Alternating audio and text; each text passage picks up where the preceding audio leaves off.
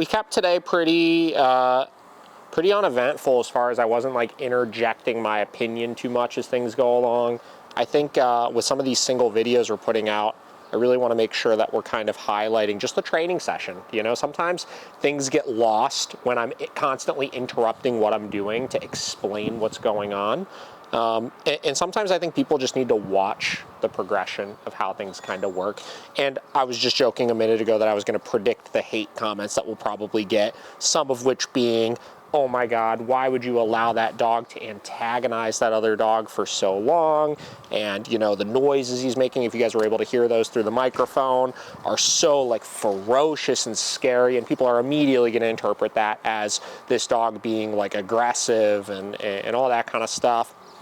The jumping and like really intense muzzle punching that he was going to do, or that he was doing, everybody's going to look at it and be like, oh my God, look at him taking cheap shots and biting and things like that. Guys, none of that's the case, right? I explained a minute ago in there, I was like, the best word to describe this dog is just like annoying right now. This is not an aggressive dog. This is a dog that she'll input some of the footage from our first social that I took of him on muzzle when I started, when I was kind of assessing him. He was absolutely terrified of other dogs, tail completely tucked, running away from them, zero confidence. And right now we're seeing him just like overcompensate, right? Now he's like, oh, dogs aren't so scary. Oh, I could do things to get rises out of other dogs, like poke at them and jump on them and do all these things. And then they turn around and give me some attitude back and it turns into this fun game. Like, great, right? So in his mind, the pendulum is just swinging to the other end of the spectrum. And all we want to do is just teach him to tone things back a little bit. You'll see there were a couple of moments, obviously, throughout the social where I did give corrections. And I want to make it clear that those corrections were not for aggressive behavior. Those corrections were for two things. One, the very first one that I gave was when they were going back and forth with that little, I'm going to give you some attitude, you're going to give me some attitude, and it just kind of kept escalating and escalating and escalating. And obviously I wanted to create a cutoff for that, where I get him to be able to focus in on me and not take it to those extremes. So that was the first one. The second one, I let him poke the buttons. I let the other dog set the boundary back over and over because I wanted to see what he was ultimately going to do as that situation continued to happen, right? I want dogs to learn how to respond to other cues, or the other cues that the dogs are setting, or the boundaries on their own.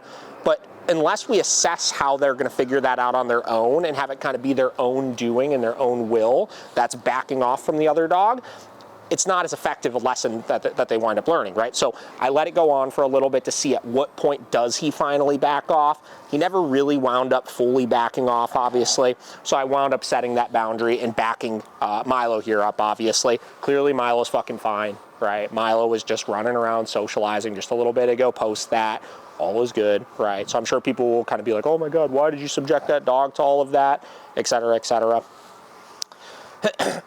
Really, we just have a dog that is severely under-socialized. His owner never socialized him before because he's horrendously leash reactive, right? And we have a dog that has absolutely zero impulse control skills, which is why for him, it's like he's learning button, button, button. I have no impulse control. Push this button, get a reaction. Push this button, get a reaction. Push this button, get a reaction. And I just want him to tone it back, right? I think that there's a lot of trainers out there that do socialization work that just shut everything down and then show the dog just like basically ignoring other dogs from that point on. And like people get this false expectation that you just fix social issues in like one session, which is just like not the case. I don't want to shut them down. I don't want to tell them you're not allowed to interact, you're not allowed to socialize and poke buttons and get reactions out of dogs, because that is socialization. That's how they learn social cues from each other. I just want to help navigate and help guide his decision making as things are going along. And then over the course of the big picture with things, this is social number 2. Once we get to social 5, social 6, social 7, all of these things he's doing to get rises will continue to tone back more and more, and he'll learn how to properly interact with different types of dogs. You can see even now, he's not pushing buttons as much. We've helped guide that decision making, but he still is interacting, and he's learning how to properly interact. He's learning what the other dogs ultimately want as far as those interactions are concerned, or what they like as far as those interactions are concerned. So, successful social. This was great. Obviously you see it, right? Like he's learning to interact. He's learning to interact. That's good. So it takes some time for this, but I think this was a really great session. We've been doing this now for about an hour. I think we've had them all out for about an hour.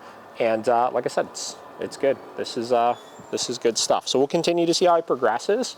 Hope you guys got something out of this. Feel free to leave all the fucking hate comments you want in the comment section below underneath, and I'll be happy to reply. I say it 1,000,001 fucking times. We as the human, when we're doing socialization, are only here to interpret what we're seeing, right? Nobody actually knows. The dogs know better than we know. If you could let these dogs figure it out for the most part with as little micromanagement as possible as we're trying to do, you're gonna wind up having a much more healthy, well-socialized dog in the end that is actually gonna learn how to properly interact with other dogs, which is the end goal. So, I love it, it's great. Catch you guys on the next video.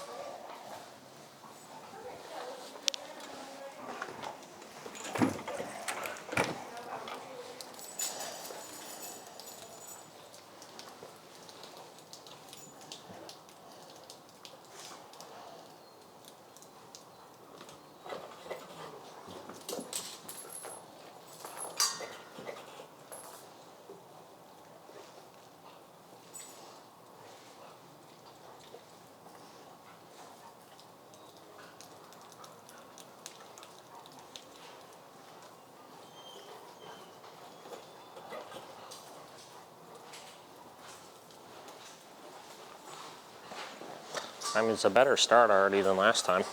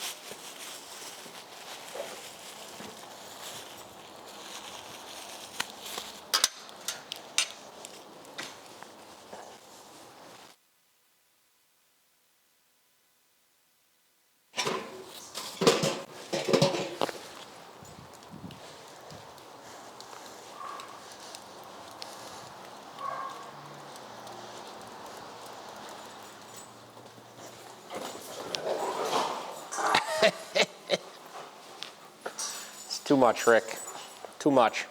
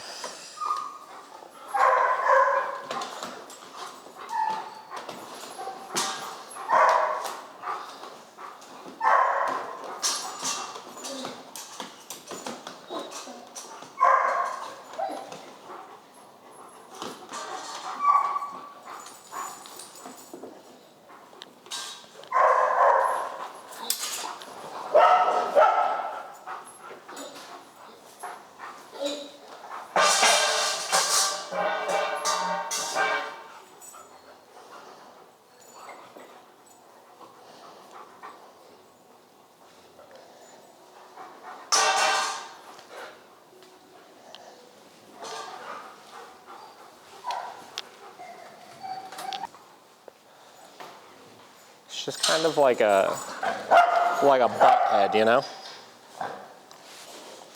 Like a bully.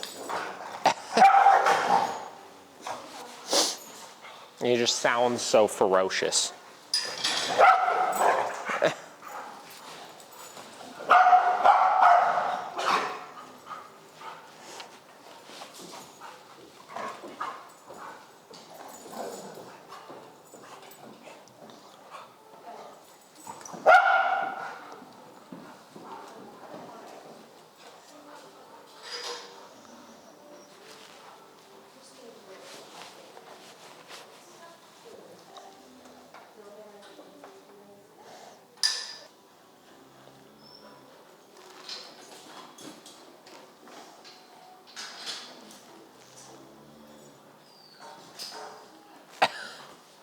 It's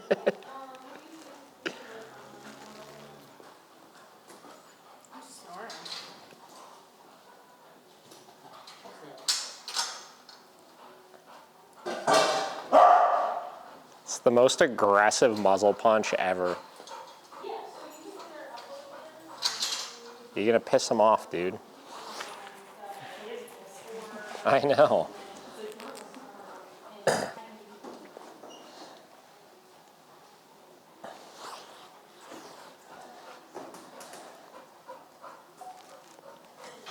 It's like, why are you so awkward, bro?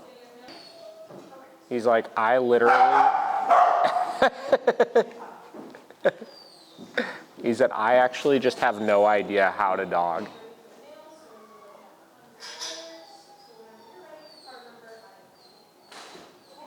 That's better. Look it. You sniff. You could be nice.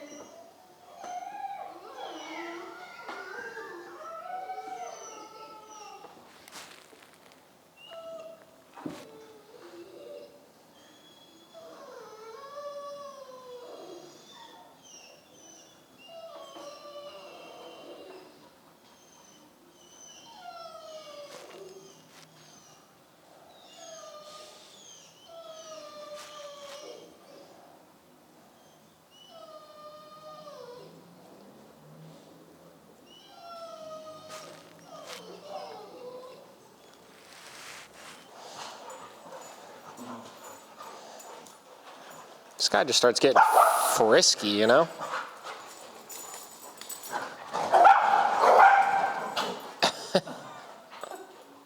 Never some Shadow jump.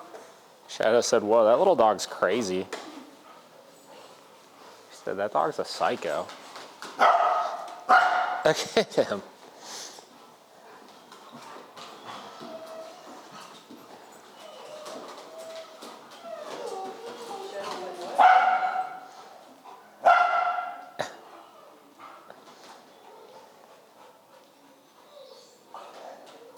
He said, I'm feeling freaky. So what do you owe him, like $14 million? Yeah? That's good.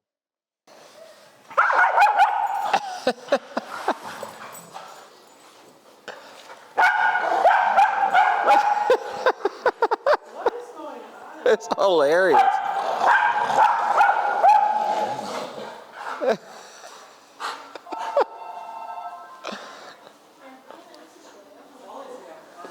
It's funny. It's like, I was like, oh, maybe Rick's just poking his buttons too much, but then I feel like he just goes and he's just dishing it out, you know?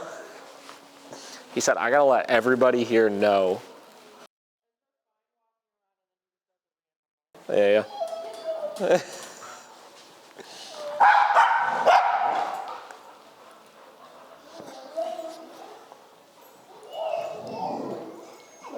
Was that Shadow? Yeah. That's so funny.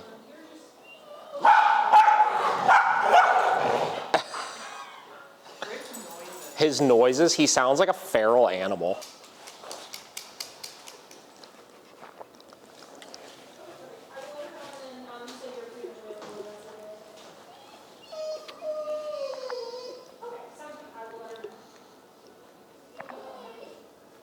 Milo's got a bigger dog in the house that he bullies all the time. Of course he does. It's like a shepherd mix. You're the one that got something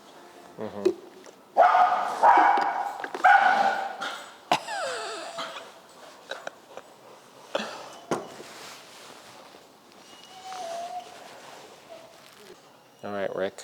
Let's bring someone else out. How about that? Come on, Georgie boy.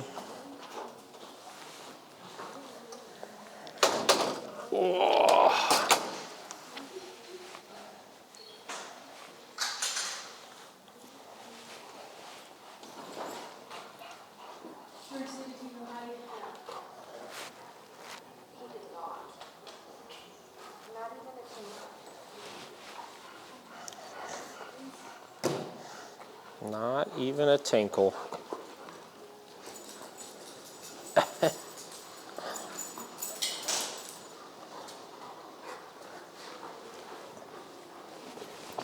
No. Bed. Down. I think the best way to describe Rick is just annoying. Yeah. You're just annoying.